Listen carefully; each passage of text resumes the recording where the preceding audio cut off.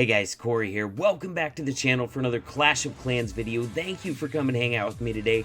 I've been listening to you guys. You guys have been requesting it a lot. It is the most requested series I have ever done, so I'm bringing it back, guys, and that is the base identification series to help you 3-star more often. If you learned anything from this video at all, make sure you hit that subscribe button, throw a like on the video. Let's jump right in. This is a base that Johnny Boy 3-starred, and we're going to go over the attack strategy that he used and why he used it. What makes it such a good choice? First things we're going to notice on this base are probably going to be the queen location. Alright, she's pretty close to the outer edge of the base. Also what we knew, this base was already attacked. There's a couple Teslas right in here. Going to screw up pathing a little bit, and there's a hound in this CC, a hound and a loon. So Johnny Boy comes up with a plan to take advantage of this, get this queen taken out without pulling the hound at all, and it's really pretty brilliant here. So what he's going to do, he's going to sue his heroes right in here to take out those Teslas that we're talking about. Then he's going to send a Stone Slammer right into this cannon. Look at the pathing from this cannon to the wizard tower to the other cannon in there. Beautiful, perfect pathing. No way that thing goes anywhere else. And if you can get a Stone Slammer in there, you can definitely get that queen killed. But if you check the radius of this right here, you might risk pulling that hound out if you were to use Valks in the CC. So he's going to use a big dragon in the CC with a couple loons, rage it up to get that queen kill without pulling the hound. Absolutely brilliant. So what he's going to get in that area, he's going to get all this stuff taken out right in here. Boom. All this stuff's getting taken out. God, he might even get that sweeper too. And then you got to kind of look at the rest of the pathing. Is it going to be good for what? Is it going to be good for hogs? Well, you didn't get the king, so I don't know about hogs. You know what I mean? But if we look at the pathing for this Lalo, look at this air defense right here. So you could path a hound, first of all, right across this wizard tower to pull any traps from that area. From there, that hound is going to be tanking both of those archer towers on the entry. And then let's look at the pathing for the loons in there. All right, going right into there. Boom. Remember, all this stuff over here is already gone. Look at that. Pathing directly to the wizard tower, directly into the inferno. Oh my goodness. Pathing is looking pretty good so far. So let's look a little further. Another hound pathed right across this wizard tower to pull those traps as well. Holy moly. And not only that, but if he starts with 2 hounds right here, and he has hounds left over, which he's gonna, guess where they're gonna go? To that next closest wizard tower, pathing straight across that inferno. Holy moly. This is such a beautiful base for a lava loon attack strategy, and that's exactly what Johnny's gonna do to it. Let's watch Johnny tear this thing apart with the things that we just noticed on there. It's absolutely beautiful. When I watched the attack through, I'm like, man, this is perfect. Not only this, but he brought a Skelly spell just in case. Just in case he didn't get that queen kill. He didn't want to be sunk. He brought a Skelly spell just in case. And Skelly spells, if you don't have to kill the queen with them, they're not a bad spell to have left over. You can take out air defenses with them. You can tank wizard towers with them so much more effectively now that they have the armor on them. And really save your loons some shots on the backside. So he's taking his heroes in here first. Now notice where he's suing his heroes, not going to pull that hound. That's very intentional. Hound and loon cannot target the loons. His hounds and loons obviously can't target any air troops. So if you don't pull that, you don't have to deal with it at all the entire air raid. Raging up that dragon, already has the queen kill. Sure enough, got that sweeper down, which makes starting Lalo up in this northern section that much more attractive. The only sweeper left in the base is pointing down. Not going to be fighting him at all. And look at these hounds pathing into the base right across that wizard tower, pulling that wizard tower fire there, pathing another one across from the very top there, and look at the pathing as they go into that air defense.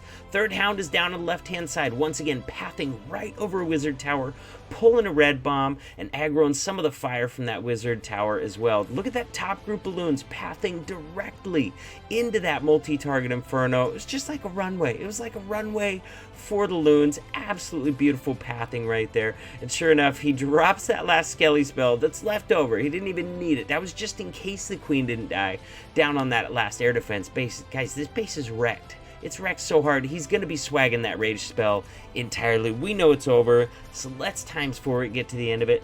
Now, this next one I'm going to show you, we showed air, all right? Air pathing, all that good stuff. The next one I'm going to show you is a hog attack that blew my mind. Let's check it out.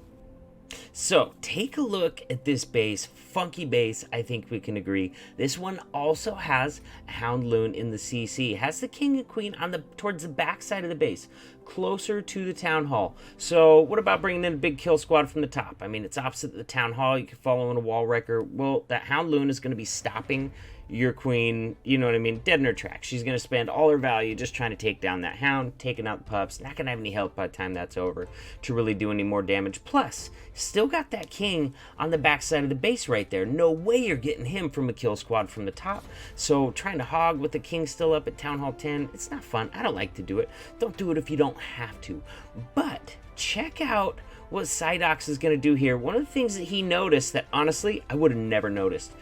If you go right up the gut here, not that many of these defenses can even reach that core group right there. Not any of the point defenses anyways. Look, we've got one archer tower and one expo that can reach the core right in there. So he's going to run his wall wrecker from 12 o'clock straight in this base. Tank the first archer tower with a giant and then take it out with the wall wrecker. And because there's only 2 defenses right there that can even target it, and the expo's not even going to start targeting until it gets that archer tower down already, he's just going to send in that wall wrecker all by itself right up in here, all the way from this side of the base to get the queen. Now, we talked about that king being on the backside. No way you're going to get him with the kill squad from the top. So he doesn't. He sends his heroes in on the bottom, all right? Also mentioned, it is a Houndloon CC, so if he sends his heroes in here, not only can he get that king kill, he can take out several of these defenses without drawing that Houndloon out of the CC. Absolutely brilliant attack here. Now, as far as the pathing that's left, it's going to be wide, but that's why he's got 41 hog riders in this composition. You can make up for bad pathing if you're going to bring a lot of piggies. Let's check out this beauty right here by Psydox.